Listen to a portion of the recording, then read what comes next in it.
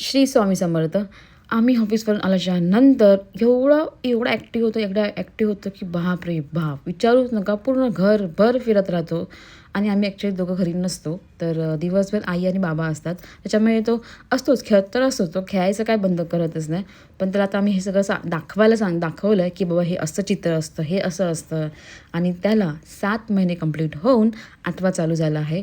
आणि त्याची ग्रोथ हो, एक नंबर आहे. तर मी केक कापायला जात होतो, तर त्याला केक खायचा नाही आहे, पण त्याला हात लावून बघायचं आहे की काय असतं हे, काय असतं? आणि त्याची स्माईल हो, एक नंबर.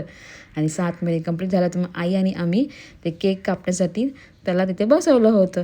पण काय करायचं, त्याला आपला चमचा पण त्याला हातातून पडला. आपल्याला नाही, माझा चमचाच पाहिजे आणि चमचा ॲक्च्युली तो आता पकडायला लागला आहे. त्याला केक बघायचा असतो, हात लावायचा असतो केकला, की कसं असतं, काय आहे.